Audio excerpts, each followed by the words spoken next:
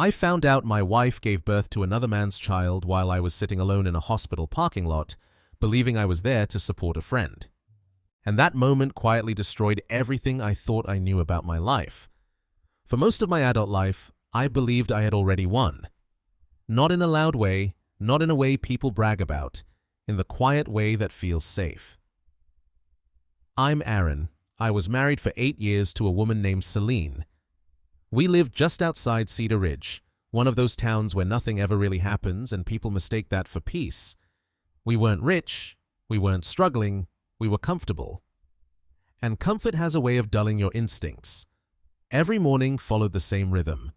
Coffee at the kitchen counter, a quick kiss, separate commutes, texts during lunch, dinner together most nights, the TV on low, our lives overlapping without friction. We talked about kids the way people talk about something they assume will happen eventually, but never schedule. "There's time," Celine always said. I trusted her completely. That trust wasn't blind. It was earned, or at least, I thought it was. Celine's best friend was Claudine. They met in college and never really let go of each other after that. Same holidays, same jokes, same emotional language I never quite learned. Claudine wasn't just a friend, she had a key to our house, she knew our routines, she knew when we argued. Sometimes she knew things before I did. She was married to Derek, a quiet man who always seemed slightly uncomfortable in our space. He was polite in a way that felt practiced, like someone who learned early that disagreement only made things worse. At the time, I thought he was just shy. Now I know he was uneasy. But back then, Claudine was just part of the furniture, and I let that happen. The night Celine asked me to sit down, I didn't feel fear. I felt curiosity. She didn't pace. She looked calm, prepared. She told me Claudine and Derek had been trying for a baby for years. Doctors, tests, procedures that never worked. Then she said the sentence that quietly rewired my future. They asked me if I'd help them. At first, I laughed. I thought she meant emotionally, maybe financially. She didn't laugh back. She said she wanted to be a surrogate. She explained it carefully.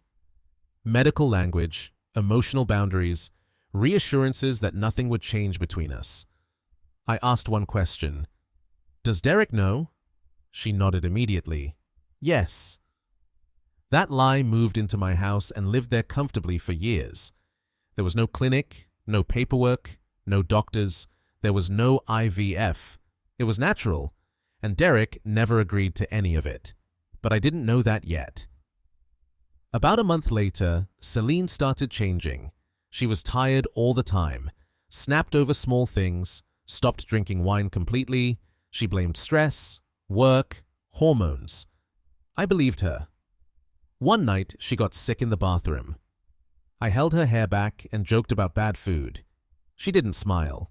2 weeks later, she told me she was pregnant. Not with my child, with Claudine's. She cried. I hugged her. I told her we'd get through it. I told myself this was what being supportive looked like. Pregnancy took over our lives. Appointments, vitamins, restrictions. I drove her everywhere, sat in waiting rooms, pretended ultrasound photos didn't bother me. Claudine was always there, emotional, grateful, watching Celine like she was afraid she'd vanish. Our marriage shifted without anyone naming it. Less intimacy, more silence. Celine spent hours texting Claudine. She left the room to take calls. She stopped asking about my day. I told myself it was temporary, that once the baby was born, we'd get our life back. I didn't realize I was watching my marriage quietly end. As the months passed, I felt like a guest in my own house. I started feeling guilty for being uncomfortable. After all, I wasn't the one carrying the child. I didn't know that guilt was part of the manipulation. The day Celine went into labor, she told me not to come inside the hospital. "Claudine wants privacy," she said. So I sat in my car for 6 hours, scrolling my phone, drinking bad coffee, watching families walk in together. I thought I was doing the right thing. Then my phone rang. It wasn't Celine. It was Derek. His voice was shaking. He asked me one question. Why is my wife giving birth to my child when I never agreed to any of this? My body went cold. In that moment, everything snapped into place. The secrecy, the distance, the lies that never quite lined up. I wasn't helping anyone. I was covering for a betrayal. Derek confronted Claudine inside the hospital. Doctors were pulled in. Security followed. Conversations turned sharp and clinical. DNA tests were ordered. The baby wasn't Derek's.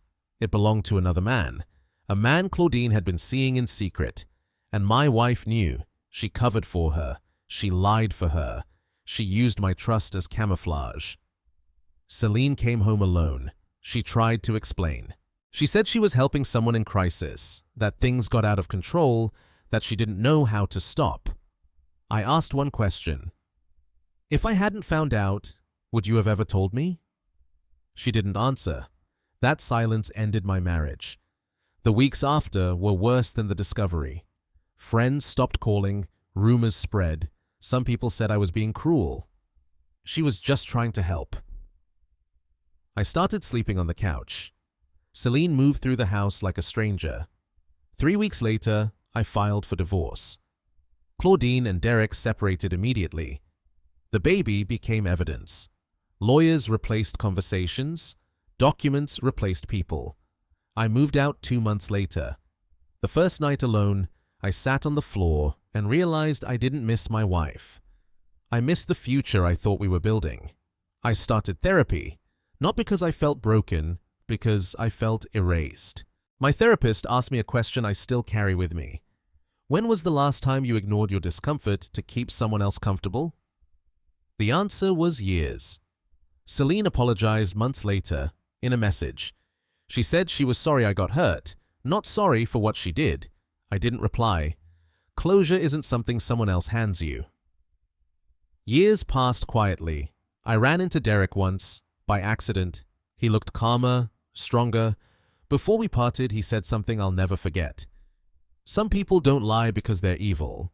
They lie because they're afraid of who they are without the lie. That was enough. I became someone different after everything, not colder, clearer. I stopped explaining my boundaries, stopped negotiating my discomfort. The last time I thought about Celine, it wasn't with anger, it was with distance. The kind that means something no longer has power over you. I didn't wish her harm, I wished her honesty. Because that was the one thing she never gave me. There are betrayals that scream, and then there are betrayals that whisper.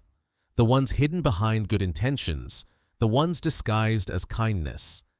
Those are the most dangerous, because they don't just break your heart, they teach you to doubt your reality. I used to believe love meant staying, that loyalty meant silence, that sacrifice meant disappearing. Now I know better. Love doesn't ask you to carry lies that poison you. Loyalty doesn't demand you betray yourself. And sacrifice should never cost you your identity. I didn't lose my marriage because I wasn't enough. I lost it because I finally became too aware to be controlled. And if there's one thing betrayal gave me, it's this. I will never again confuse comfort with truth. If someone ever asks you to help them hide a lie, ask yourself one thing first. When the truth finally comes out, who will be standing alone in the parking lot? Because it's almost never the person who started the lie.